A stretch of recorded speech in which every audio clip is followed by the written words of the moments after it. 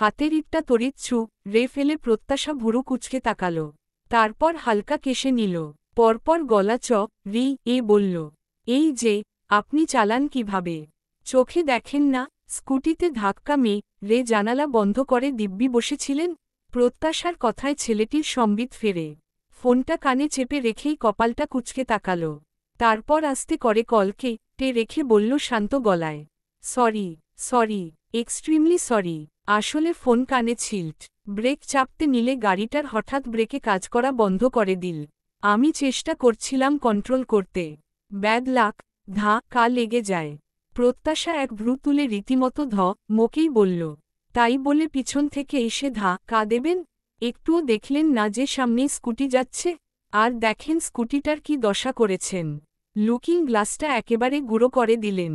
মুখাবয়বে অপরাধ বোধ টেনে নম্র স্বরে বলল, কিছু মনে না করলে আমি পুরো দায় নিচ্ছি।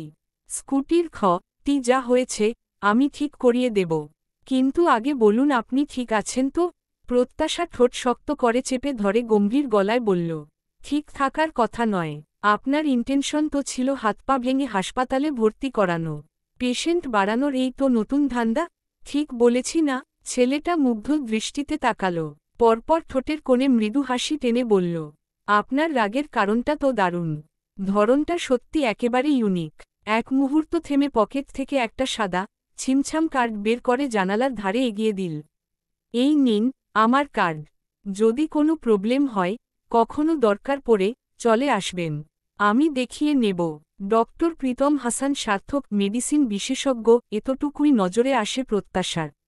বাকি লেখা দেখার আগেই প্রত্যাশা তেতে উঠল। চোখ দুটো যেন ঠিকরে বেরিয়ে আসবে এমন অবস্থা। চেঁচিয়ে বলল, তাহলে আপনিই চাইছেন আমি আবার আপনার কাছে গিয়ে আপনার পকেট ভারী করি, তাই না? ছেলেটা একটু মাথা ঝাঁকালো, মুখে প্রশান্তির ছায়া। সরি মিস, ভুল বুঝছেন। আমি চাই আপনি সুস্থ থাকুন। আর যদি আসেন, সেটা শুধুই রেগুলার চেকআপ নয়, দেখা করার কারণেও তো হতে পারে। প্রত্যাশার মুখ গম্ভীর থেকে সরাসরি রোনের পথে। আপনি ঠিক বলছেন। শুনুন, আমি কিন্তু থানায় গিয়ে কেস ঠুকতেও পারি। চোখে সানগ্লাসটা একটু ঠিকঠাক করে বলল, তখনও দেখা হবে, তবে হয়তো করতে আমি সাক্ষী দিতেও রাজি। হ্যাপি পিছনে দাঁড়িয়েছিল।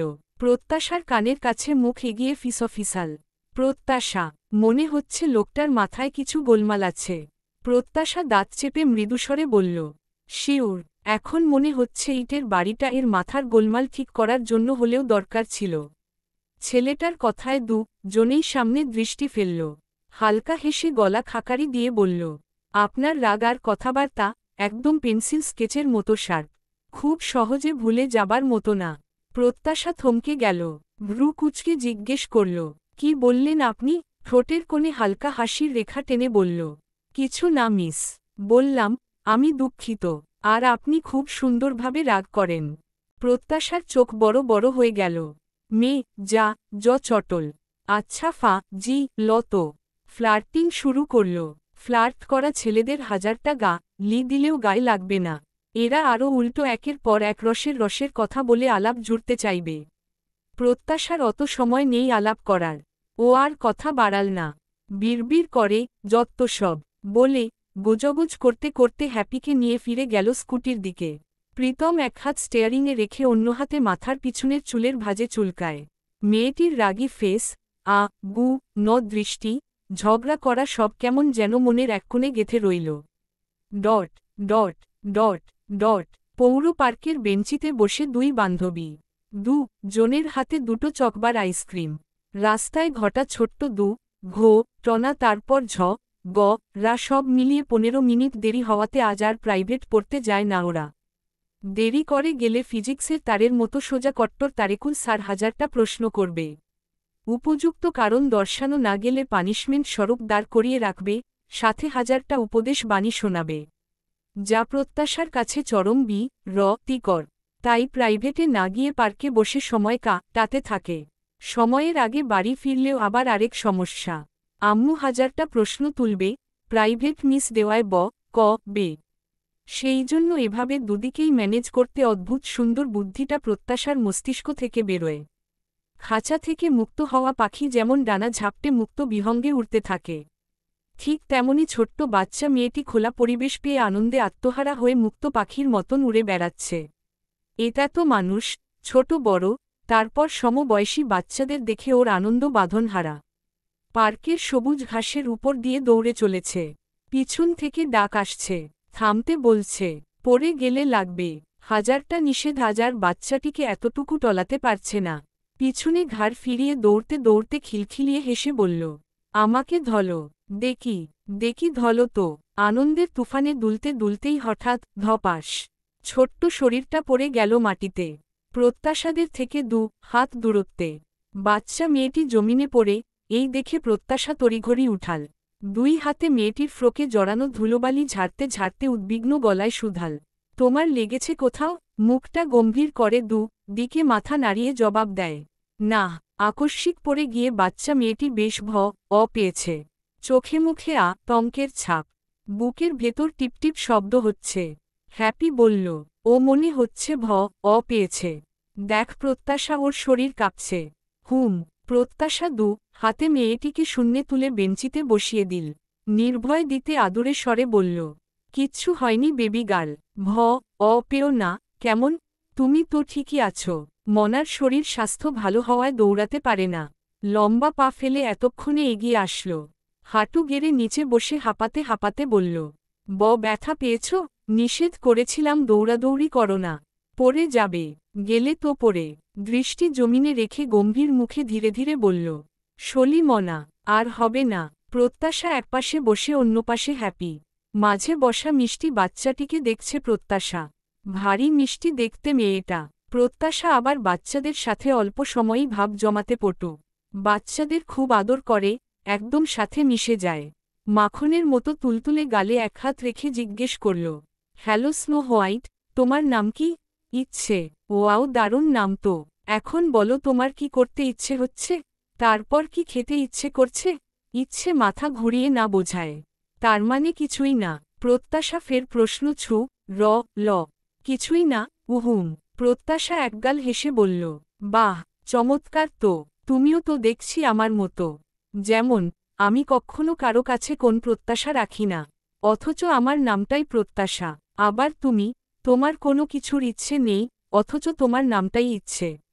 দারুণ না? মনা কপাল কুঁচকে তো চোখে প্রত্যাশার দিকে চাইল। অপরিচিত কারো সাথে ইচ্ছেকে বসিয়ে এভাবে দেখলে নিশ্চিত ম্যাডাম বে এখানে আসার পর কি মনে করে আজ প্রথম ইচ্ছেকে বাইরে বের করতে বলেছে, তা আল্লাহ মালুম।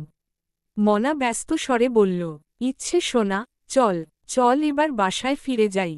দেরি করলে মাম্মা বে যাওয়ার কথা শুনেই ইচ্ছের মন হল। ইচ্ছে থমনি মুখটা এইটুকুন করে রাখল। মনা ইচ্ছেকে তাড়া দিতে থাকে। ইচ্ছে শব্দটি করে না। 2 হাত কোলের উপর রেখে ঠাই নিশ্চুপ বসে রয়। প্রত্যাশা গম্ভীর মুখটা দেখে হাসল। হঠাৎ প্রত্যাশার কিছু মনে হল। তীক্ষ্ণ দৃষ্টিতে চেয়ে বলল, তোমার জোড়া ভ্রুটা বেশ সুন্দর। জোড়া ভ্রু, তারপর চোখ দুটো কেমন যেন আমার কাছে পরিচিত পরিচিত। তোমার ফেসটাই যেন পরিচিত লাগছে। ম্যাডাম রাগ করবে, হেনতেন বলে মনা ইচ্ছেকে কোলে তুলে নিয়ে প্রস্থান করতে থাকে। মনার কাঁধে থুতনি ঠেকিয়ে নিষ্পলক তাকিয়ে আছে ইচ্ছে। প্রত্যাশা হাত নাড়িয়ে বলল, টাটা কিউটি পাই, আবার এসো, দেখা হবে। আমরা এখানে প্রায়ই আসি, তুমিও এসো, একসাথে খেলব কেমন? খেলার কথা শুনে ইচ্ছের চোখ চকচক করে ওঠে। চোখে মুখে খুশির ঝিলিক ছড়িয়ে পড়ে। হাত নাড়িয়ে বলে, তাতা, বাই, ওকে, কিছুক্ষণ পর হ্যাপি বলল, নাহিদের কাছে ফোন দিয়ে এখানে আসতে বল। স্যার যা করিয়েছে খাতায় তুলে নিব। প্রত্যাশা ফোন বের করতে করতে বলল, রোহান আর কোয়েলের ব্যাপার কি রে? জানিস কিছু? শুনলাম ওদের দুজনের মধ্যে ইটিস পিটিস চলছে। জানি না শিওর, তুই যতটুকু জানিস অতটুকুই। হঠাৎ হ্যাপির কিছু মনে পড়তেই কৌতূহলবশত বলে উঠল, দোস্ত, যাই বলিস না কেন, ডক্টরটা কিন্তু হেব্বি দেখতে ছিল। ব্যাটা তোর উপর ক্রাশ খেলো নাকি? কথায় তো সেরকমই মনে হলো।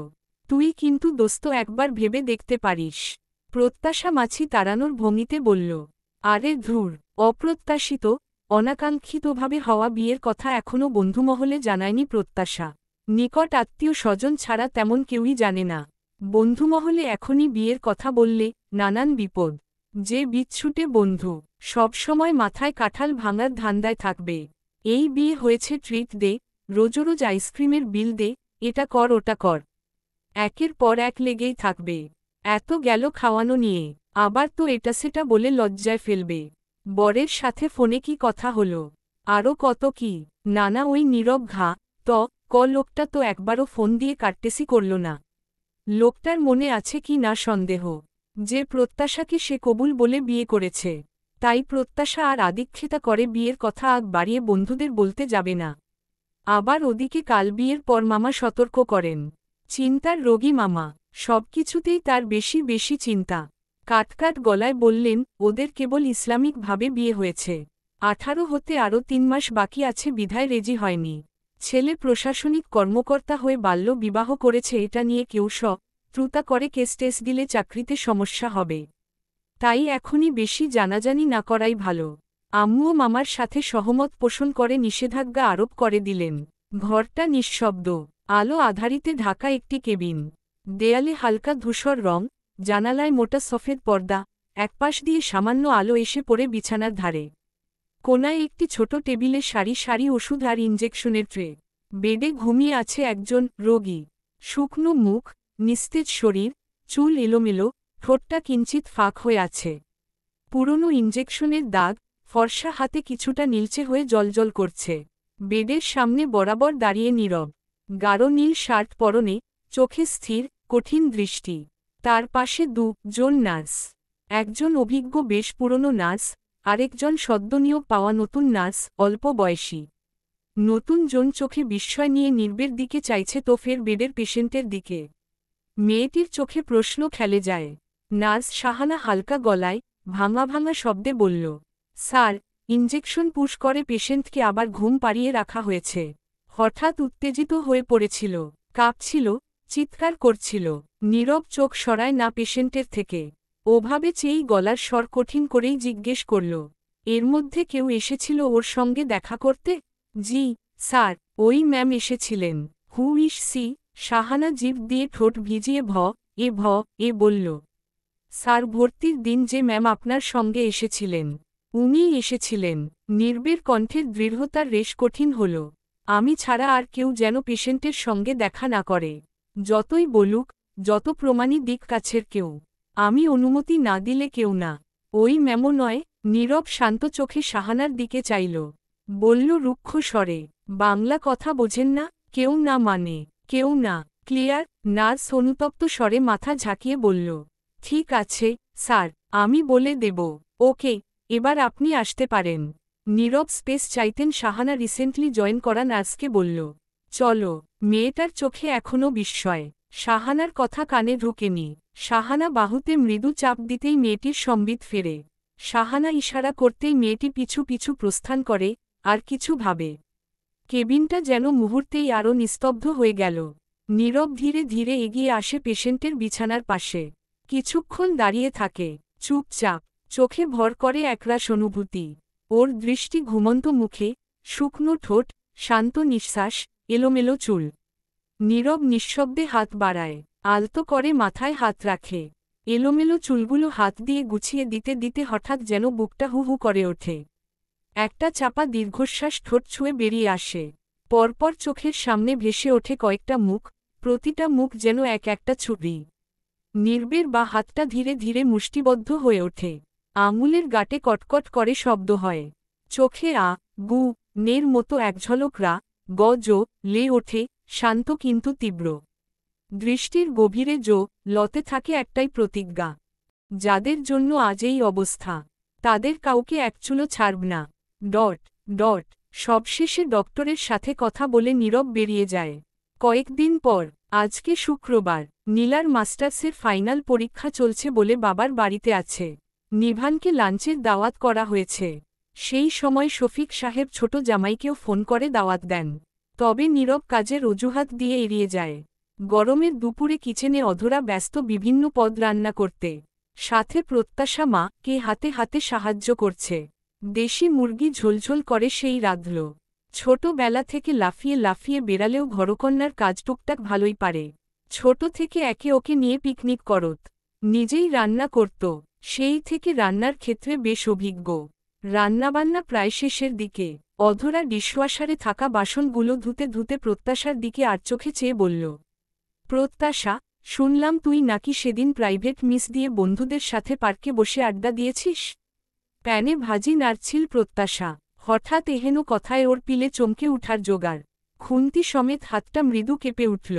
শুকনো ঢোক গিলে তৎক্ষণাৎ বলল, কে বলল সেটা বড় কথা নয়, যা জিজ্ঞেস করেছি তার উত্তর দে।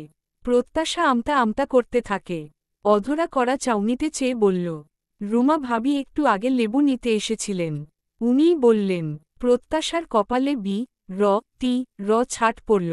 ভাবল, রুমা আন্টি তো আবার পাড়ার সিসিটিভি ক্যামেরা, কোনো কিছু তার নজর এড়ায় না। শুধু কি তাই, এতেই ক্ষান্ত দেয় না, তথ্য সংগ্রহ করে ঠিক জায়গা মতো ডেলিভারি করার দায়িত্বও বিনে পয়সায় স্বইচ্ছায় কাঁধে তুলে নিয়েছেন। যত্ত সব। অধরা রাগ করতে লাগল। কি রে তুই, কবে তোর বুদ্ধি শুদ্ধি হবে? দিন পর যার পরীক্ষা সে কি না পড়ার ধারি ধারে না। বই ছুঁয়ে ধরা যেন বন্ধুদের সাথে আড্ডা করে বেড়ানো, ফোন নিয়ে থাকা, এতে এক্সপার্ট। রেজাল্ট রাপ হলে শ্বশুর বাড়ির লোকজন কি বলবে? এখন অন্তত একটু সিরিয়াস হ। তোকে এত করে বলি, এক কান দিয়ে ঢুকিয়ে অন্য কান দিয়ে বের করে দিস। কোনো কথা গায়েই লাগে না তোর। উফফো, কি দিয়ে যে তৈরি তুই, আল্লাহ মালুম। কেন, তুমি জানো না আম্মু? আল্লাহ তো মাটি দিয়ে মানুষকে বানিয়েছে, তাই আমি মাটির তৈরি। দাঁত কেলিয়ে বলে প্রত্যাশা। অধরা মোটামোটা চোখে চাইল, রাগী স্বরে বলল, না, তুই বোধহয় লোহা দিয়ে তৈরি, এই জন্য হাজার কথা বললে কলেও তোর গায়ে লাগে না। ও আম্মু, লোহাও কিন্তু মাটিরই একটা উপাদান। আমাকে তৈরির মাটিতে অন্যান্য উপাদানের চেয়ে লোহার পরিমাণ বোধহয় একটু বেশিই পড়েছিল। অধরা চোখ গরম করে চাইতেন প্রত্যাশা মুখে আঙুল তুলে ক্ষমা চাওয়ার ভঙ্গি করল। বলল, সরি সমরি, নাও আর উল্টাপাল্টা কথা বলে তোমার মাথা খাবো না, কেমন? কালো রঙের শাড়ি পরনে নীলার, শ্যাম্পু করা ভেজা চুলগুলো ছেড়ে দিয়ে রাখা। শাড়ির কুচি এক হাতে ধরে এগিয়ে আসতে আসতে বলল, আম্মু, নিভান এসেছে। এদিকে রান্নাবান্না কত দূর? নীরব আসেনি? মায়ের প্রশ্নের জবাবে নীলা বলল, না, নিভান ফোন করছে দেখলাম, তবে শুনিনি কি বলেছে নীরব। আসবে কি আসবে না, নিভানের জন্য শরবত করতে তাড়াহুড়ো করে এখানে আসলাম, তাই শুনে আসতে পারিনি। অধরা বলল, ওহ, তোর বাবাকে বলেছিল কি একটা কাজ আছে, আজ হবে না, অন্যদিন আসবে, আজ মনে হয় আসতে পারবে না। প্রত্যাশা আড়ালে মুখ বাঁকাল, বিড়বিড় করল, কাজ না ছাই, ফ্রাইডেতে এমন কি মহাকাজ, আসবে না, তাই অজুহাত। জানি, একমাত্র বিয়ে ছাড়া ওই লোকের এ বাড়িতে আসার কোনো প্রয়োজন নেই। এক ভাইয়ের বিয়ের দিন এসেছিল, আর দুই নিজের বিয়ের দিন। তবে বেয়াই সাহেব ওরফে বরমহাশয়ের সাথে একবার সাক্ষাতের প্রয়োজন অনুভব করছি। সামনে পেলে জিজ্ঞেস করতাম, বেয়াই সাহেবের কি স্মরণে আছে, a long time ago, one silent night, you had shed, কাবুল হাই। নীরব শাওয়ার নিয়ে তোয়ালে দিয়ে চুল মুছতে মুছতে আয়নার সামনে দাঁড়াতেই হঠাৎ মোবাইলটা বাজতে শুরু করল। স্ক্রিনে নিভানের নামটা ভেসে উঠল। এক হাতে তোয়ালে দিয়ে ভেজা চুল মুছতে মুছতে কলটা রিসিভ করল। ওপাশ থেকে চিরচেনা নিভানের চন্মনে কণ্ঠস্বর আসল, হ্যালো, নীরব, কই তুই? নির্বের সংক্ষিপ্ত গম্ভীর জবাব, বাসায়। কণ্ঠে এক চিমটি অবাক্তা মিশিয়ে নিভান বলল, এখনও তুই বাসায়? আজ নীলাদের বাড়িতে লাঞ্চের দাওয়াত, ভুলে গেছিস নাকি তুই? না, তাহলে এখনও যে বাসাতেই। কখন আসছিস? তোমার শ্বশুর বাড়ির দাওয়াত রক্ষার্থে তুমি যাও। আমি। কথার মাঝেই নিভান থামিয়ে দিল, তোরও তো শ্বশুর বাড়ি। নীরব ভনিতা ছাড়াই সোজাসাপটা বলল, আমার কাজ আছে, আমি যেতে পারবো না। সমস্যা নেই ভাইয়া, তুমি যাও। সবাইকেই যেতে হবে এমন কোনো কথা নেই। আমার আঙ্কেলের সাথে কথা হয়েছে, ব্যাপার না। নীরবটা হয়েছে একগুঁয়ে, আনসোশ্যাল, এই ভেবে ঠোঁট গলে দীর্ঘশ্বাস বেরোয় নিভানের। পরপর কিছু ভেবে কৌশলে বলল, আরে এদিকে তো প্রবলেম হয়ে গিয়েছে রে। তুই আসবি ভেবে আমি খালি হাতে এসে পড়েছি, একটাও মিষ্টির বাক্স আনিনি। ধুর, এখন তুই না আসলে। একটু দম নিয়ে আবার যোগ করল, এইটা শুধু দাওয়াত না, সম্মান রক্ষার লড়াই। মিষ্টি না আনলে আমার সম্মান তলাই। আর তুই না আসলে সেই মিষ্টিও তো পৌঁছাবে না ভাই। নতুন আত্মীয়, বুঝতেই পারছিস। নির্বের রাগ হল, বলল, আমি তোমাকে বলেছিলাম আমি যাচ্ছি, না জেনে শুনে তুমি। উফ, ডিসগাস্টিং। আচ্ছা তোকে আসতে হবে না, তুই শুধু মিষ্টিগুলো পৌঁছে দিয়ে যা। মিষ্টি পৌঁছানোর জন্য হলেও এক ঝলক তোর আসা জরুরি। নীরব আর একটাও শব্দ না খরচ করে খট করে কলটাকে টে দিল। নিভান মৃদু হেসে ফেলল। তার আনসোশ্যাল ছোট ভাইকে যদি একটু কৌশলে সোশ্যাল করা যায়, এটাই তার ইচ্ছা। তবে ফোনের পর নিভান হতাশ। নির্বের আশা হবে কিনা সন্দেহই রয়ে গেল। কাবার্ড খুলে সাদা শার্ট আর নীল জিন্স টেনে বের করল নীরব। পরিপাটি হয়ে জামাকাপড় পরে নিল, পকেটে ওয়ালেট গুজে, হাতে ফোনটা তুলল। ড্রয়িং রুম পেরিয়ে মূল দরজার কাছে পৌঁছাতেই পিছন থেকে মায়ের গলা শুনতে পেল। নীরব পা থামিয়ে ঘাড় ঘুরিয়ে চাইল সে। হ্যাঁ মা। নিহারিকা এগিয়ে এসে জিজ্ঞেস করলেন, এই ভরদুপুরে কোথায় চললি বাবা? মাত্রই বাসায় এলি, আবার এক্ষুনি না খেয়ে দে। নীরব মৃদু গলায় বলল, ভাবিদের বাসায় যাচ্ছি, আঙ্কেল ফোন করে ইনভাইট করেছিলেন। তো মায়ের মুখ মুহূর্তেই গম্ভীর হয়ে গেল, চোখে মুখে অসন্তুষ্টি। ধীরে ধীরে ভেতরে ভ জমে উঠল। সব ছেলেই এখন শ্বশুরবাড়ি মুখ হয়ে যাচ্ছে। বড় ছেলে তাও যাবার আগে একবার জানায়। ছোট ছেলেটাকে নিয়ে কত স্বপ্ন ছিল, সে অন্তত এদিকটা একটু আলাদা হবে। যখন তখন ফোন পেলেই ছুটে যাবে না। অথচ সেও কি না এখন। এইসব ভাবতে ভাবতে নিহারিকার বুকের ভেতর শুরু হয় কেমন চিনচিনে ব্যথা। মনেমনে স্বামীর প্রতিও তীব্র রক্তি জন্মাল। এই জন্যই তো এক বাড়ি থেকে দুটো মেয়ে নিতে চাননি তিনি। পৈপি করে নিষেধ করলেন, কিন্তু লোকটা শুনল না। তাদের ঘরে ছেলে নেই, এখন কি জানে ওরা আবার কি জাদু করে ছেলেদের পুরোপুরি নিজের করে নেয়। একটা দীর্ঘশ্বাস ফেললেন, গলাটা ম্লান হয়ে এলো। এদিকে বাবা, আমি তো তোর পছন্দের খাবার রান্না করলাম, না খেয়েই যাবি? নীরব হেসে বলল, ফ্রিজে রেখে দিও মা, রাতে খেয়ে নেব, সমস্যা নেই। নিহারিকার মুখটা আরও কালো হয়ে গেল, কিন্তু আর কিছু বললেন না। আসি বলেই দরজা খুলে বেরিয়ে গেল নীরব। সোফায় বসে ইচ্ছে, হাতে মায়ের ফোন নিয়ে গেম খেলছে। পাশে বসে মনা চামচে করে খাবার তুলে মুখের সামনে ধরে বারবার এই সেই বলে আদর করে খাওয়াচ্ছে। খাওয়ানো প্রায় শেষ পর্যায়ে হঠাৎ গেম থেকে অনিচ্ছাকৃতভাবে বেরিয়ে গেলে ফোনের গ্যালারির ছবি স্ক্রিনে ঝলকে ওঠে। ইচ্ছে কৌতূহলী চোখে স্ক্রিনের দিকে তাকায়। ছোট ছোট আঙুলে একে একে ছবি স্ক্রুল করতে থাকে। পাশে বসে থাকা মনা স্ক্রিনে চোখ রেখে বলে উঠল, ও মা, এগুলো তো ইচ্ছে সোনার একদম ছোটবেলার ছবি দেখছি। মনার কথায় ইচ্ছের চোখে খুশির ঝিলিক ফুটে ওঠে। সে একটা ছবি মনার দিকে বাড়িয়ে দিয়ে বলে, মনা দেখো, আমার পাপা, দেখো দেখো, পাপার সাথে আমি গাড়িতে।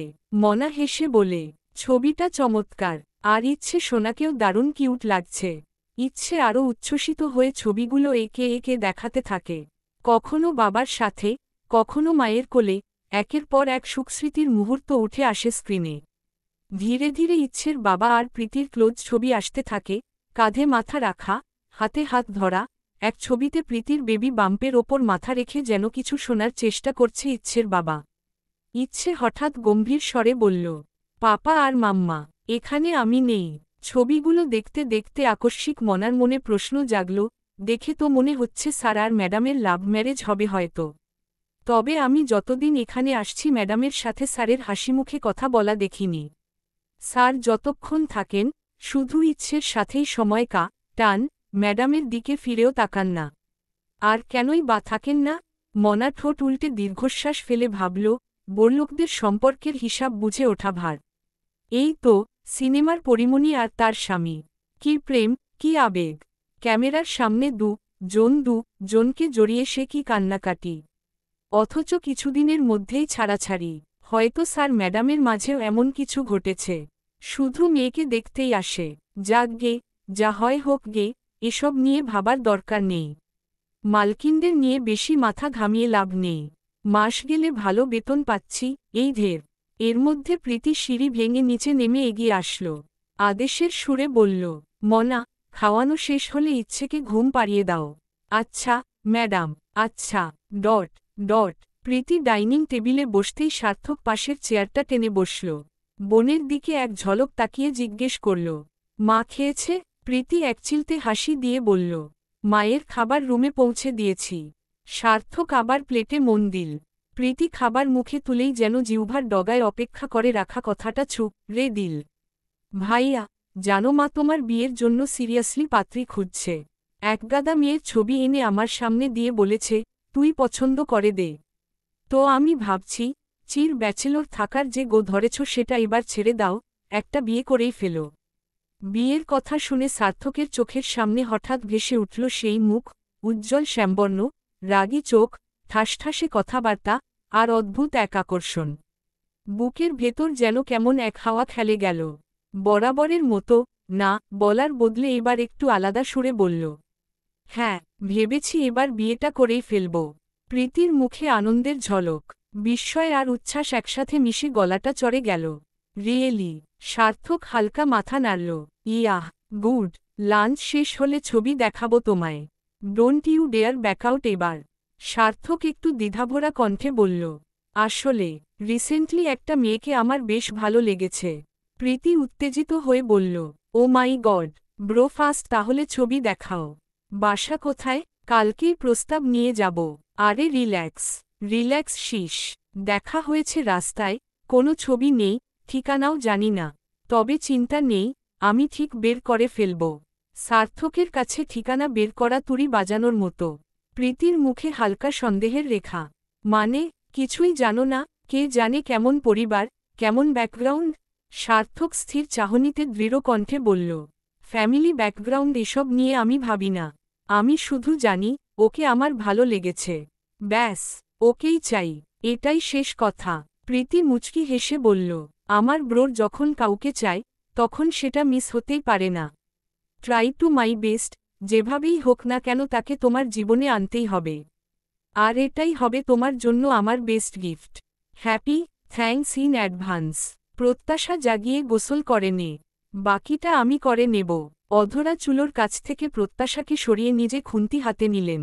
নীলা ফ্রিজ খুলে লেবু বের করে জিজ্ঞেস করল, আম্মু ছুরি কই? অধরা কিছু বলার আগেই প্রত্যাশা দেখিয়ে বলল, এই। নীলা মুখ বেঁকিয়ে বলল, দে। প্রত্যাশা ছুরি হাতে নিয়ে বলল, দাও, আমি কেটে দিচ্ছি। তোমার তো আবার নুনের সরি। নীলার কটমট দৃষ্টি দেখেই প্রত্যাশা থেমে যায়। হেসে বলল, অপস্বর সরি, মিস্টেক হয়েছে। তোমার তো আবার ননির শরীর একটু কাজ করতে গেলেই হাঁপিয়ে উঠো। যাই হোক, দাও, আমি ঘ্যাচ ঘ্যাচ কেটে দিচ্ছি। দেখা গেল সেদিনের শশাকা তার মতন আজ আবার লেবুকা টতে গিয়ে আঙুল নাকে টেকুটে বসে থাকো। নীলা রাগে ফুঁসে উঠল। কিছু বলার আগেই অধরা প্রত্যাশাকে রাগ করলেন। তাই নীলা আর কিছু বলল না। মুখ ভেঙচিকে তে দুই হাত বুকে গুজে দাঁড়িয়ে রইল। লেবু তে কাটতে প্রত্যাশা বলে উঠল, ইয়া আল্লাহ, ছুরিতে তো একটুও ধার নেই দেখছি। এই দিয়ে রে নাকো তোকা টা যাবে না। তোর নাক টা গেলেই হল। নীলার কথাটা বলার সাথে সাথে প্রত্যাশা নীলার মুখের সামনে রিটা ধরে বলে, আসো তো তোমাকে দিয়ে ট্রাই করে দেখি। ননির তৈরি শরীরকে দেখি লোহারটা যাবে কি? যাবে না। নীলা চেঁচিয়ে উঠল, আম্মু ওকে থামতে বলবে। আমি কিছু বললেই তো আবার তুমি আর আব্বু আমাকেই কথা শোনাবে। ডট ডট সদ্য শাওয়ার নিয়ে বেরুতেই কলিং বেলের শব্দ কানে এলো প্রত্যাশার। আম্মু রান্নাঘরে, আপু জিজুর সাথে রুমে গল্পে ব্যস্ত। এটা ভেবে ভেজা চুলগুলো সাদা তোয়ালে দিয়ে মুড়িয়ে মাথার উপর দিয়ে পিঠের ওপর নামিয়ে ধীরে ধীরে দরজার দিকে এগোলো প্রত্যাশা। দরজা খুলতেই চোখের পাতা থমকে গেল, শ্বাসটা যেন মুহূর্তে আটকে এলো। দাঁড়িয়ে আছে নীরব, চেনা সেই গাম্ভীর্য মাখা মুখ, এক হাতে কয়েকটা প্যাকেট। প্রত্যাশার কপালে ভাঁজ পড়ে, উনি তো বলেছিলেন আসবেন না। তাহলে এখন হঠাৎ নির্বের দৃষ্টিজোড়া, ভেজা ভোরের মতো স্নিগ্ধ সদ্য গোসল নেওয়া প্রত্যাশার মুখশ্রীতে। কপালের উপর থাকা ছোট ছোট চুলের আগা বেয়ে টপটপ পানি ঝরছে। পরপর নীরব চোখের পলক ফেলল। গরম লাগছে, আটসাট সাদা শার্টটা ঘেমে গায়ের সাথে লেপ্টে আছে। এক হাতে কলার ফাঁকা করে নীরব। দরজায় দাঁড়িয়ে থাকা প্রত্যাশার কারণে এগোনো যাচ্ছে না। মেয়েটি যেন জমে আছে কোনো ভাবনায়। সৌজন্যমূলক, ভেতরে আসুন বলতেও যেন ভুলে গেছে। নীরব হালকা কাশল। প্রত্যাশা সম্বিত ফিরে পেয়ে নড়েছে দাঁড়ায়। কয়েকবার পলক ঝাপটে ভাবল, বাহ, পথ ভুলে এলেন না তো। হঠাৎ প্রত্যাশার মাথায় দুষ্টুমির চাপল। এই মানুষটির সঙ্গে দেখা হওয়া আঙুলে গোনা যায়। আপুর বিয়ে হয়েছে আজ 4 মাস, এই সময়ে 3-4 বার দেখা হয়েছে নির্বের সঙ্গে। তবে না হয়েছে কোনো কথা, আর না তো কোনো সম্বোধন। এখন তো আবার সম্পর্ক বদলেছে। আচ্ছা, প্রত্যাশা যে ওনার বউ, এটা মিস্টার নির্বের মনেটনে আছে কি না একবার যাচাই করা যাক। একটু লামি করা যাক, দেখাই যাক না উনি কি রিয়েকশন দেয়। এই ভেবে বাঁকা হেসে প্রত্যাশা 2 হাত সামনে এনে আঙুলে আঙুল জড়িয়ে হালকা দুলতে দুলতে গলা টেনে চওড়া একটা হাসি চাপা দিয়ে বলল, আসসালামু আলাইকুম বেয়াই সাহেব। বউয়ের মুখ থেকে এমন অদ্ভুত সম্বোধনে নির্বের মুখভঙ্গি, তারপর প্রতিক্রিয়া কেমন হয়, তা নিয়ে মনেমনে রীতিমতো উত্তেজনা ছড়াল প্রত্যাশার। মৃদু নার্ভাস হয়েও তাকালো নির্বের মুখের দিকে, ভ্রু কুঁচকেছে, চোখ ছোট হয়ে এসেছে, নাকি রে গিয়ে এখনই এ রামধ ক দিবে। এইসব ভাবতেই অজান্তেই এ প্রত্যাশার হাত পা হালকা কাঁপতে লাগল এবার। নির্বের মুখাবয়ব দেখে কিছুই বুঝে উঠতে পারল না প্রত্যাশা। লোকটা যেন পাথরের মূর্তি, নড়েও না চড়েও না, শুধু শান্ত চোখে তাকিয়ে আছে তার দিকে। বিস্ময়, রাগ, একটা ভাবও স্পষ্ট নয়। মনে হচ্ছে কোনো মুখোশ পরা মুখ, যার নিচে কি আছে বোঝা দুঃসাধ্য। এমন সময় রান্নাঘর থেকে অধরা বেরিয়ে প্রত্যাশাকে দরজার সম্মুখে দাঁড়িয়ে দেখে এগিয়ে আসতে আসতে জিজ্ঞেস করলেন, প্রত্যাশা, কে এল রে? প্রত্যাশা উত্তর দেবার আগেই অধরার চোখে পড়ল দরজায় দাঁড়িয়ে থাকা নীরবকে। আরে নীরব তুমি? অধরার কণ্ঠে চমকের সাথে একটা প্রশ্রয়মাখা উষ্ণতা। প্রত্যাশার দিকে রক্ত চোখে চেয়ে বললেন, প্রত্যাশা, এতক্ষণ দাঁড় করিয়ে রেখেছিস কেন ওকে? ভেতরে আসতে দে, এই মেয়েটাকে নিয়ে পারি না। তুমি ভেতরে এসো বাবা, এসো। শেষের কথাটা নির্বের দিকে চেয়ে হাস্যোজ্জ্বল মুখে বললেন।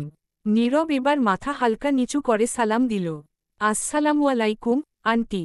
গলায় ভদ্রতার পরিপাটি ছাট, শরীরভঙ্গিতে রুচিশীল কাটতেসি। অধরা হেসে উত্তর দিলেন, ওয়ালাইকুম আসসালাম বাবা, এসো এসো। প্রত্যাশা একটু সরে গিয়ে পথ করে দিল। তবু চোখ নির্বের মুখ ছাড়ল না। মনে মনে লে উঠল, এই লোকটা কি? একটা মুখভঙ্গি তো করা যায়, রসিকতা, রক্তি কিছুই নেই। সব যেন এক বিষণ্ণ নিঃশব্দে ডুবে আছে। মিস্টার আনপ্রেডিক্টেবল, একে দেখে কিছুই বোঝা যায় না। ঠিক কি ভাবছে, কি করবে, সবই রহস্য। নীরব পাশ কাটিয়ে ঘরে ঢোকার সময় এক মুহূর্তের জন্য প্রত্যাশার সাথে চোখাচোখি হল। চোখে কোনো নেই, তবু যেন এক ধরনের চুম্বকীয় টান, শান্ত অথচ গভীর। আকস্মিক প্রত্যাশার বুকের ভেতর ধক করে উঠল। নীরব হাতের প্যাকেটগুলোটি টেবিলের উপর নামাল। অধরার কণ্ঠে হালকা জোরতা, তবু কোমলতা ঝরল প্রতিটি শব্দে। বলল, এই সব আনার কি দরকার ছিল বাবা? নিভান তো একটু আগেই একগাদা ফল আর মিষ্টি নিয়ে এসেছে, আবার এত কিছু। নীরব মুহূর্তেই বুঝে নেয়, তার মানে ভাইয়া তাকে এখানে আনার জন্য ফোনে ওরকম বলেছে। নীরব বিনয়ে ভরা এক চেহারা নিয়ে সোফায় বসল। কথোপকথনে সৌজন্যতার রেখা আকল। ব্যাপার না আন্টি, সামান্য কিছুই তো। অধরা জিজ্ঞেস করলেন, তোমার বাবা মা কেমন আছেন? ভাই সাহেবকে আসতে বলা হয়েছিল, বললেন একটু ব্যস্ত। জি আলহামদুলিল্লাহ, সবাই ভালো আছেন। আঙ্কেলকে দেখছি না। তোমার আঙ্কেল একটু বাজারে গিয়েছে বাবা, এসে পড়বে এক্ষুনি। একটু দূরে দাঁড়িয়ে ঠোঁটের কোণে এক তুচ্ছ তাচ্ছিল্য হাসি টেনে প্রত্যাশা বিড়বিড় করল, মিস্টার আনপ্রেডিক্টেবল হতে পারে হাইয়ার এডুকেটেড, বাট সম্পর্কের ভদ্রতা বোঝার বেলায় পুরোপুরি ব্যাকবেঞ্চার। শ্বশুর শাশুড়িকে আন্টি আঙ্কেল বলে সম্বোধন করে কেউ? যদি আমার কাছে সম্পর্ক নিয়ে কোনো হ্যান্ডবুক থাকত, আমি নির্দ্বিধায় এক কপি ওনার হাতে তুলে দিতাম। চোখে নিখুঁত কটাক্ষ আর মনেমনে এক টুকরো তৃপ্তি নিয়ে এইসব আউড়িয়ে নিজ রুমের দিকে পা বাড়াল প্রত্যাশা। নীলা, নিভান আর নীরব পাশাপাশি চেয়ারে বসে, আর ঠিক তাদের বিপরীতে শফিক সাহেবের পাশের চেয়ারে বসেছে প্রত্যাশা। নির্বের একেবারে সামনাসামনি। প্রত্যাশা এক হাতে খাবার মুখে তুলছে, আর চোখে মাঝে মাঝেই তাকাচ্ছে নির্বের দিকে, চুপি চুপি, কিন্তু স্পষ্টভাবে লক্ষ্যযোগ্য। ডাইনিং টেবিল জুড়ে এক ধরনের হালকা, সম্মানসূচক পরিবেশ। শ্বশুর আর 2 জামাই ধীরে সুস্থে খাচ্ছেন, মাঝে মাঝে 2-একটা কথা চালাচালি হচ্ছে। মূলত শফিক সাহেব কিছু বললে, তার জবাবে জামাইরা মাথা নেড়ে বা সংক্ষিপ্তভাবে উত্তর দিচ্ছে। তবে এই পুরো মুহূর্তে সবচেয়ে ব্যস্ত অধরা। ভালোবাসা আর আন্তরিকতায় জামাইদের পাতে বারবার কিছু না কিছু তুলে দিচ্ছেন, যেন তার জামাইরা একটু কম না খায়। যত্ন আর সৌজন্যে টেবিল জুড়ে একটা কোমল, ঘরোয়া উষ্ণতা ছড়িয়ে আছে। নিভান হঠাৎ প্রসঙ্গ পাল্টে বলল, নীলার পরীক্ষা তো শেষ রবিবারে, সেদিনই ওকে নিতে আসব। এদিকে বাবা হজে যাচ্ছেন সোমবার রাতের ফ্লাইটে। বললেন, রবিবার নীলার সঙ্গে যেন প্রত্যাশাকেও নিয়ে আসি। ভাতের প্লেটে থাকা শফিক সাহেবের হাতটা থেমে গেল। এক মুহূর্তের জন্য চুপ করে থেকে মুখের খাবার দ্রুত গিলে নিয়ে অবাক গলায় বললেন, প্রত্যাশা মানে? বাবা চাচ্ছেন প্রত্যাশা যেভাবে আগেও যেত সেভাবেই যাক। একদিন সবার সঙ্গে ঘুরে ফিরে আসবে। এতে সবার সঙ্গে জানাশোনা হবে, পরিবেশটা চেনাজানা হয়ে যাবে, যাতে করে পরবর্তীতে ওর কোনো অসুবিধে না হয়। হ্যাঁ, একটি মাত্র শব্দে সৌজন্য প্রকাশ করলেও শফিক সাহেবের চোখে মুখে দ্বিধা স্পষ্ট। কি বলবেন বুঝে উঠতে পারছেন না। চোখাচোখি হতেই অধরা যেন মৌন ভাষায় স্বামীকে কিছু বোঝালেন। শফিক সাহেব স্ত্রীর চোখে নিভানের প্রস্তাবে সম্মতি পড়ে নিলেন। তাই আর আপত্তি না করে বললেন, ঠিক আছে বাবা, ভাই সাহেব যেহেতু নিজে বলছেন, না করার উপায়ই বাকি। আচ্ছা। প্রত্যাশার মুখটা গম্ভীর হয়ে যায়। তার মনে পড়ে গেল বিয়ের দিন আম্মু আব্বুর বলা কথা। দুজনেই বলেছিলেন, সে এখনই কোথাও যাবে না, তাদের সাথেই থাকবে। আম্মুকে যাব না বললে এসি বলে বোঝাতে থাকবে। একদিনেরই তো ব্যাপার, হেনতেন বলবে। তাই প্রত্যাশা মনেমনে বুদ্ধি পাকাতে থাকে, কিভাবে আব্বুকে বুঝিয়ে সুঝিয়ে ম্যানেজ করবে। ওর বিন্দুমাত্র ইন্টারেস্ট নেই ও বাড়িতে ঘুরতে যাওয়ার। আপুর শাশুড়িকে ওর অ্যালার্জি লাগে। প্রত্যাশার রুমের বিছানায় নীরব বসে, পা দুটো আলতো ছুঁয়ে আছে মেঝেতে, পিঠ সোজা, চোখে অভ্যস্ত গাম্ভীর্য। হাতে ধরা ফোনে কিছু একটা স্ক্রুল করছে, অথচ চেহারায় কোনো বিশেষ ভাব নেই। মনে হচ্ছে চারপাশের সবকিছু তার নিয়ন্ত্রণে, তবু মনটা কোথাও নির্লিপ্ততা। প্রত্যাশা আর নীরবকে কথা বলার জন্য সুযোগ করে দিতে অধরা প্রত্যাশাকে বলে নীরবকে বিশ্রামের জন্য ওর রুমে নিয়ে যেতে। প্রত্যাশা টেবিলের পাশে ঠেস দিয়ে দাঁড়িয়ে, দুই হাতের তালু ঘষছে। এক ধরনের অস্থিরতা জমে উঠেছে ওর ভেতরে। চোখের কোণ নীরবের দিকে যাচ্ছে, তো আবার হুট করেই সরিয়ে আনছে। নিজেই টের পাচ্ছে মনটা কেমন যেন এলোমেলো লাগছে। মাথায় উকি দিচ্ছে অদ্ভুত সব চিন্তা। অবচেতন মনটা হঠাৎ ভাবল, ফাঁকা রুম, নিরিবিলি পরিবেশে, একই রুমে শুধু তারা দুজন। এখন নীরব কি বর্বর আচরণ শো করবে? হাগ বা কিস? এই ভাবনা মাথায় আসতেই ওর একটা হাত ঝটিতি ঠোঁটের ওপর চলে যায়। চেপে ধরে রাখে, বুকের ভিতর ধুকপুকানি শুরু হয়ে গেছে ইতোমধ্যে। কথা নেই বার্তা নেই, এরকম কিছু হলে ও নির্ঘাত অক্কা পাবে। এরকম কিছু যাতে না ঘটে সেই জন্য ঠোঁটের উপর ধরা হাতটা এঁটে রাখল। যারা বেশি চুপচাপ অতি ডিসেন্ট অ্যাটিটিউড শো করে, তারাই আবার তলে তলে মিচকা টান হয়। না জানি কখন কি অঘটন ঘটায়। এইসব ভাবার কিছুপল পর সহসাই মনেমনে নিজেকে তিরস্কার করে প্রত্যাশা। অদৃশ্য হাতে মাথায় চাটি রে বিড়বিড় করে, ধুর, কোত্থেকে কিসব ভাবনা আসছে। নীরব ফোন থেকে দৃষ্টি সরিয়ে প্রত্যাশার দিকে চাইল। নীরবের শান্ত চাহনিতে প্রত্যাশার বুকের ভেতর ছোটখাটো ভূমিকম্প বয়ে গেল। নীরব শান্ত গলায় প্রশ্ন রল, তুমি কি কিছু বলতে চাচ্ছিলে? প্রত্যাশা চোখ কুঁচকে তাকায়। কি বলবে? আপনাকে নিয়ে আজে বাজে চিন্তা করছিলাম, এটা বলা যায়? না। স্রেফ মাথা নাড়ল, তড়িঘড়ি করে বলল, কই, কিছু না তো। এতটুকু বলে মুখের উপর থাকা চুলগুলো এক হাতে কানের পিঠে গুজে নেয়। পরপর জানালার পর্দার ফাঁক দিয়ে বাইরের আকাশে দৃষ্টিজোড়া মেলে ধরল। কিন্তু মনটা তখনও নিজ রে। মনে হল, নীরব কি তার মনের কথা কিছুমিছু বুঝে ফেলল নাকি? ইয়া আল্লাহ, একে কি সাধে মিস্টার আনপ্রেডিক্টেবল বলি। ছোট করে জবাব দিয়ে নীরব ফের ফোনে দৃষ্টি রাখে। ওদিকে প্রত্যাশা বেশিক্ষণ চুপচাপ স্থির থাকতে পারে না, এটা ওর এক সমস্যা। অনবল্য কথা না বললে ওর শান্তি মেলে না। তবে এই মানুষটার সামনে কেমন যেন ওর সবকিছু গুলিয়ে আসছে। নীরবও কিছু বলছে না জন্য ও বোর হতে থাকে। বেশিক্ষণ মুখ বন্ধ করে থাকতে না পেরে আচমকা বলে উঠল, আপনি বোধহয় আপনার নামের সাথেই বেশি খাপ খেয়ে যান। নীরব ফোনটা বেডে নামিয়ে রেখে সম্পূর্ণ মনোযোগ প্রত্যাশার দিকে ফেরাল। চোখে গভীর দৃষ্টি, ডান ভ্রু সামান্য উঁচু করে জিজ্ঞেস করল, মানে একদম সোজা। যখনই আপনাকে দেখেছি চুপচাপ, খুব বেশি কথা বলেন না। যেন নিজেই নিজের নীরবতা মেইনটেইন করে চলেন, ঠিক যেন আপনার নামের মতোই। নীরব কিছু না বলে নিঃশব্দে তাকিয়ে থাকল, চোখে যেন একরকম জিজ্ঞাসা ও রহস্যের মিশেল। প্রত্যাশা হালকা হেসে অনবল্য বলতে থাকল, তবে দেখছি এই জায়গায় আপনি আর আমি একদম বিপরীত। আপনি নীরব, নির্বতায় ডুবে থাকা, আর আমি প্রত্যাশাহীন। কারো কাছ থেকে কিছুই প্রত্যাশা করি না, একদম নামের উল্টো।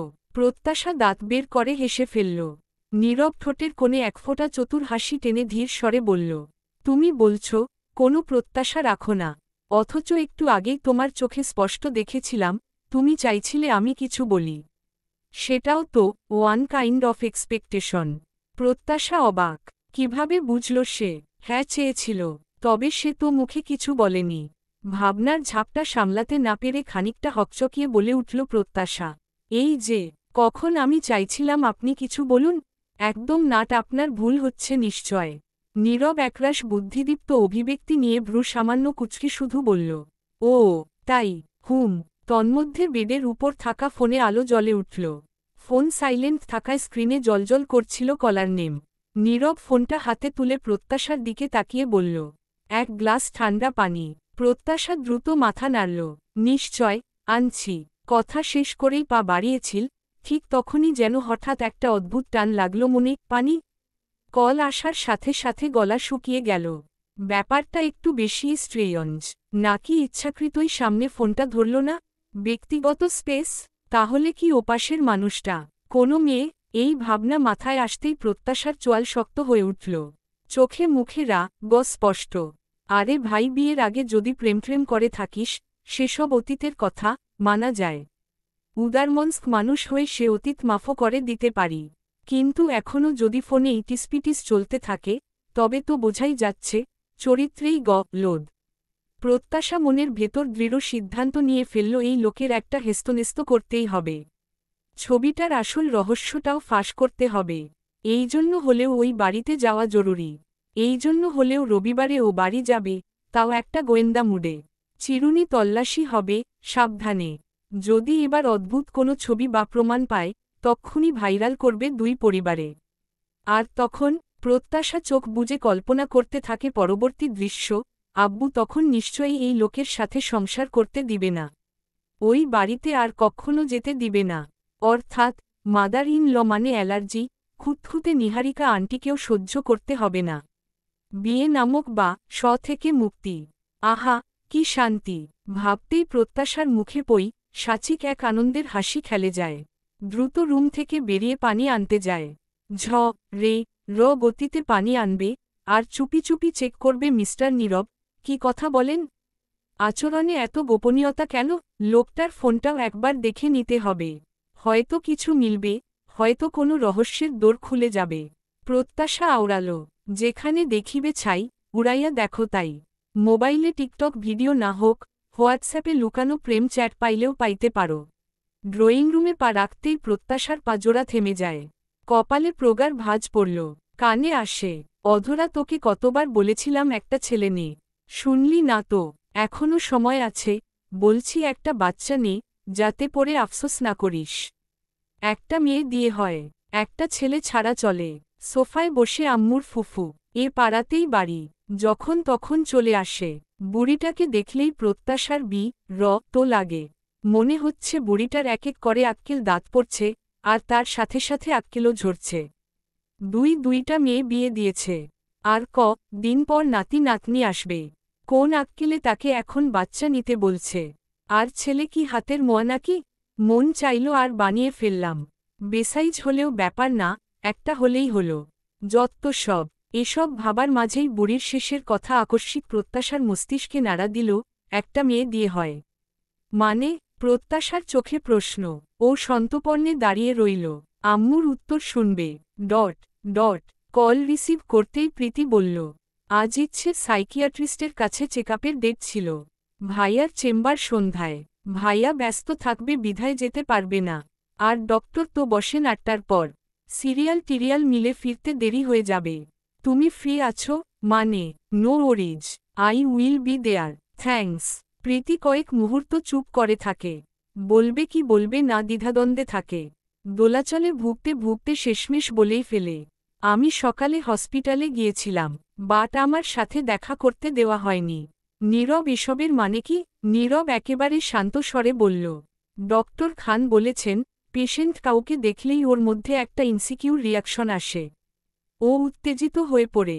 So for now, it better to limit contact for his sake. Priti তপ্ত নিঃশ্বাস ফেলল, বলল, নীরব ওরা আমাকে অবধি দেখা করতে দিচ্ছে না, এটা কেমন কথা? নীরব নিরুত্তর। প্রীতি এক মুহূর্ত থেমে শক্ত গলায় বলতে থাকে, তুমি ভাইয়ার ঠিক করা ডক্টর বাদ দিয়ে নিজে অন্য ডক্টরের সাথে কনসাল্ট করলে, তার পরামর্শে হসপিটালে অ্যাডমিট করলে। সবটা মেনে নিলাম, এখন ওখানে আমাকেও এলাও করা হচ্ছে না। নীরব এবার তুমি খুব বেশি বাড়াবাড়ি করছো না? আমাদের টার্গেট এন্ড একমাত্র চাওয়া হওয়া উচিত ওর সুস্থতা। সুস্থতার জন্য যা করা দরকার আমি তাই করব।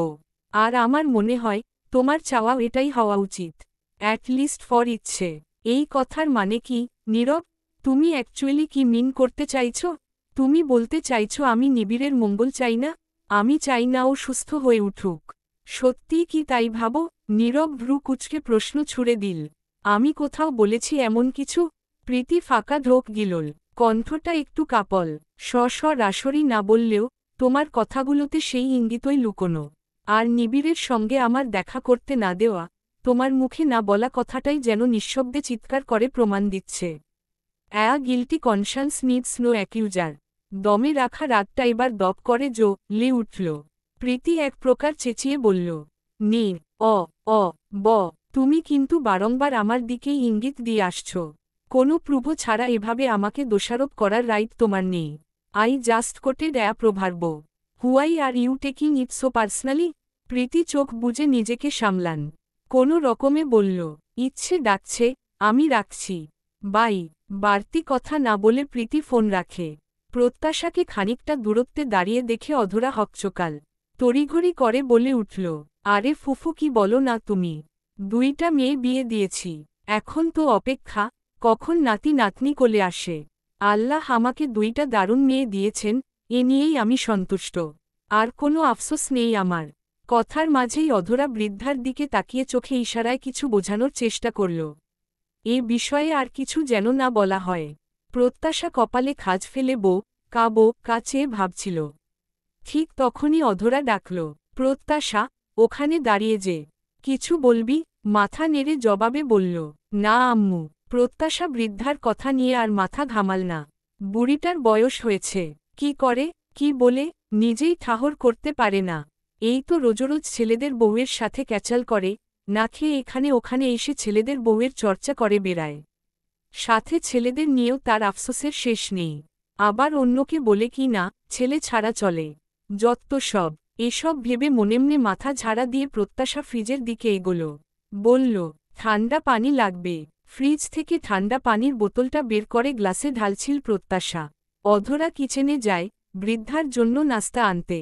বৃদ্ধা নানি পান চিবোতে চিবোতে হঠাৎ কণ্ঠে কৌতুক মশকরা মিশিয়ে বলে উঠলেন, হ্যাঁ রে প্রত্যাশা, স্বামী নিয়ে ঘরে খিল এঁটে বসে আছিস।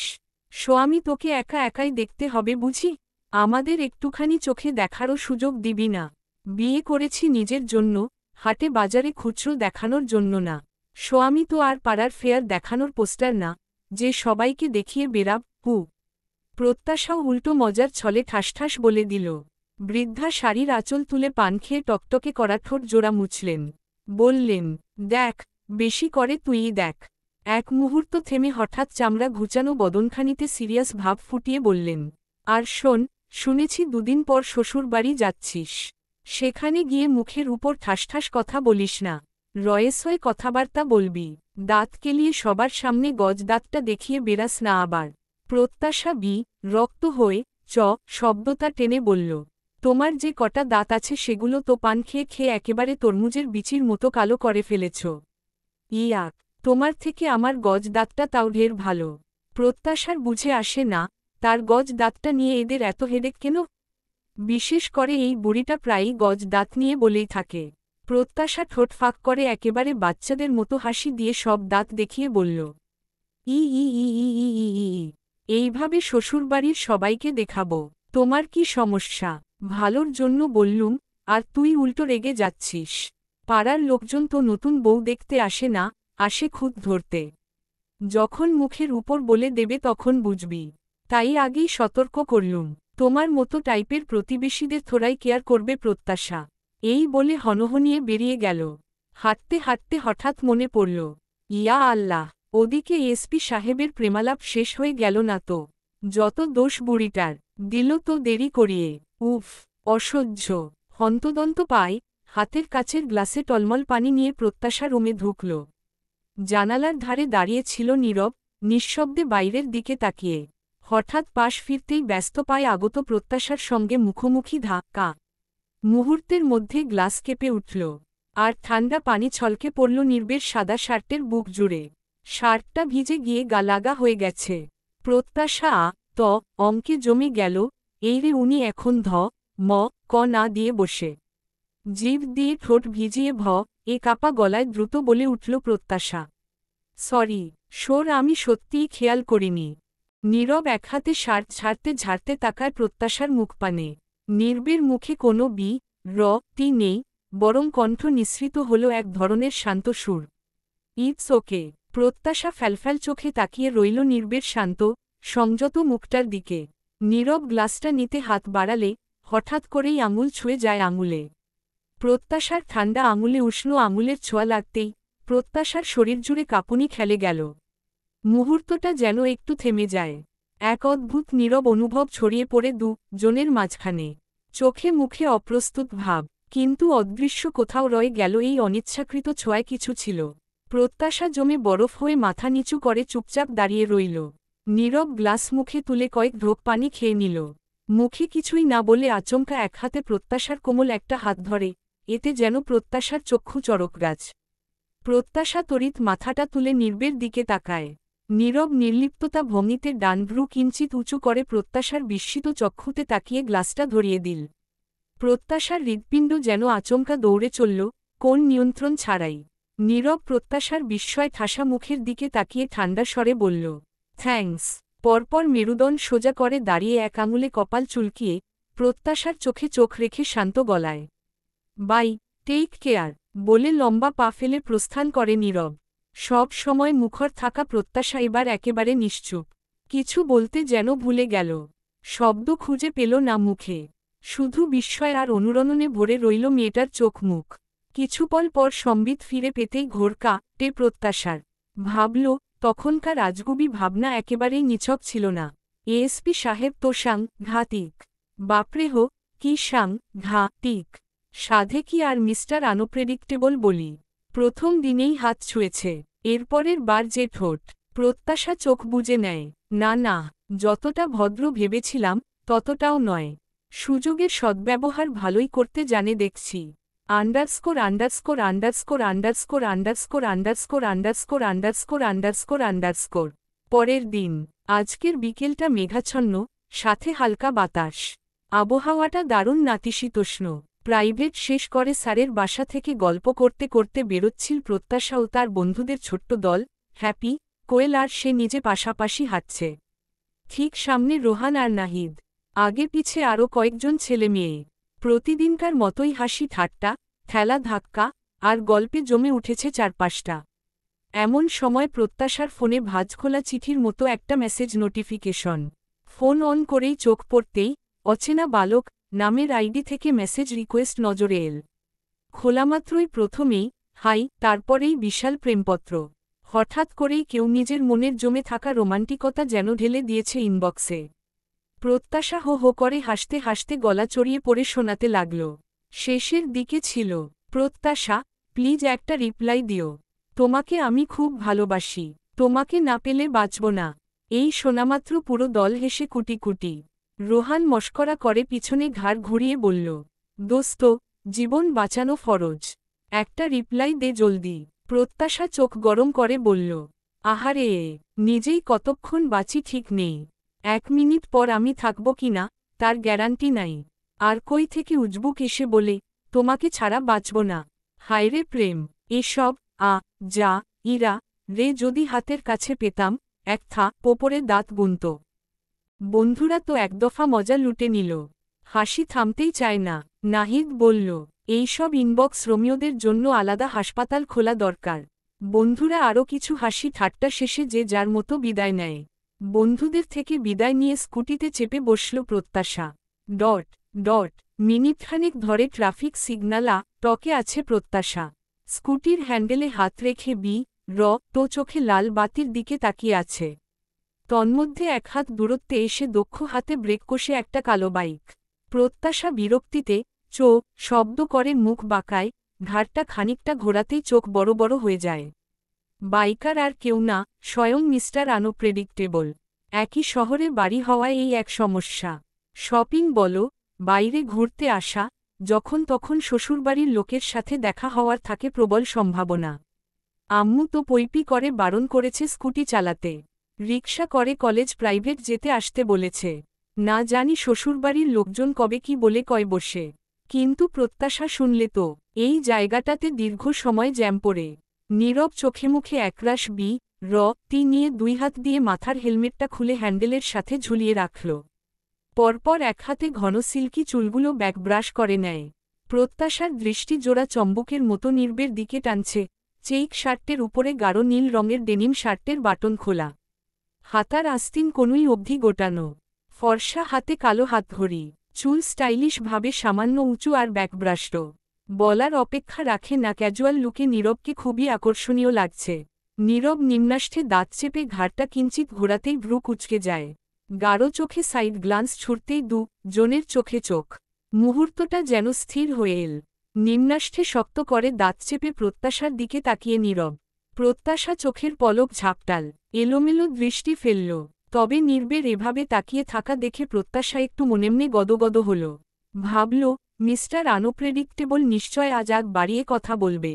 প্রত্যাশা দৃষ্টি নত করে আঙুলে গুটিয়ে মুখের সামনের একগাছি চুল পেঁচাতে থাকে, বদনখানিতে একটু ভাব আর একটু আশা মিশিয়ে। অপেক্ষায় থাকে, কিন্তু নীরব দৃষ্টি সরিয়ে পকেট থেকে ফোন বের করে স্ক্রুল করতে শুরু করে। নীরবকে নির্বিকার দেখে প্রত্যাশার মুখটাই এবার শুকিয়ে যায়।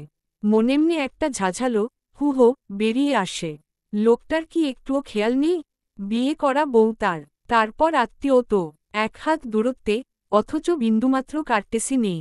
ভালো মন্দ কিছুই বলছে না। গে মুখ গরম হয়ে ওঠে প্রত্যাশার। প্রত্যাশা ভাবে, সেও আগ বাড়িয়ে কিছু বলবে না। এভাবে মিনিট পেরিয়ে গেল।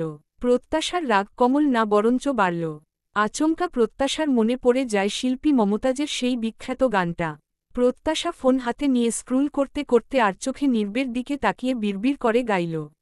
দেখলে তারে মনে হয় বড়ই ভোলাভালা। আমার লাগি পোড়ানে তার দেয় না কভু দোলা। মুরব্বীরা কইল সবাই, নো টেনশন, নো চিন্তা। পাইছ জীবনে দারুণ একটা পোলা তো নয়, সে তো ডিগ্রি ডিগ্রি নে ডিগ্রি রগোলা। পোলা তো নয়, একখানা ডিগ্রি ডিগ্রি নের গোলা। নির্বের কানে শব্দগুলো পৌঁছল কিনা, মুখাবয়ব দেখে তা ঠাউর করা গেল না। নীরব ফোনটা পকেটে পুরে ত্রস্ত হেলমেটটা মাথায় চাপিয়ে নিল। সামনের সারির গাড়িগুলো একে একে গতি নিতে শুরু করেছে। নীরব বাইকে চাবি ঘোরাতেই প্রথমে কিছুই হল না। আবার চেষ্টা করল, দুবার, তিনবার। তবু ইঞ্জিন চালু হয় না। ঠিক তখনই পাশ থেকে প্রত্যাশা ঠোঁটের কোণে এক টুকরো বাঁকা হাসি নিয়ে ছুঁড়ে ছুঁড়ে বলল, এএসপি সাহেব, হেল্প লাগবে নাকি? চাইলে লিফট দিতে পারি। ওর কণ্ঠে ব্যঙ্গ, আবার একটু চ্যালেঞ্জের সুরও। নীরব একচোখে তাকিয়ে হাসল না, রক্তও হল না। বরং ধীর পায়ে আবার পা দিয়ে ক্লাচ টিপল, এইবার ইঞ্জিন গর্জে উঠল। নির্ভার শব্দে ভেদ করল নিস্তব্ধতা। তারপর প্রত্যাশার দিকে না তাকিয়েই দৃঢ় অথচ ঠান্ডা কণ্ঠে বলল, নীরব কারো হেল্পের প্রয়োজন অনুভব করে না। তবে কেউ যদি হেল্পের জন্য প্রপোজ করে, তাকে সে ভোলে না। মনে রাখে। একটা মুহূর্ত থেমে বাইক ছুটিয়ে দিল নীরব। প্রত্যাশা ঠোঁট উল্টে বলল, ধুর, আজকের জন্য ইঞ্জিনটা একটু চালু না হলে খুব কি ক্ষতি হতো। ব্যাটার ভাবটা একটু দমানোর জন্য হলেও খুব করে চাইছিলাম বাইক যেন চালু না হয়। ধ্যাততা আর হলো কই? প্রত্যাশা এসব ভেবে হতো হয়ে ধীর সুস্থে স্কুটি চালু করে, এগোবে। এমন সময় রের গতিতে নীরবকে বাইক নিয়ে ফিরে আসতে দেখেও থমকে গেল। রোডের একপাশে ছিল স্কুটি, তাই অন্য যান চলাচলে সমস্যা হচ্ছিল না। নীরব ঠিক সামনে এসে ব্রেক কষল। একটা আইসক্রিম বক্স প্রত্যাশার দিকে বাড়িয়ে বলল, এটা রাখো। চোখ মুখে কিঞ্চিত বিস্ময় নিয়ে প্রত্যাশা তাকাল। গাল দুটো অটোমেটিক ফুলে উঠল। মনে হল, আমাকে দেখে এসপির এতই ছোট মনে হয়। আইসক্রিম ধরিয়ে দিচ্ছে। পরপর প্রত্যাশা সোগতপ্তি করে মনেমনে ঝাঝালো স্বরে আওড়াল, ও প্রত্যাশা, তোর কপাল তাও একটু হলেও ভালো। রসকসীন এসপি তোর হাতে আইসক্রিমের জায়গায় যে ললিপপ ধরিয়ে দেয়নি, এই তো ঢের বেশি।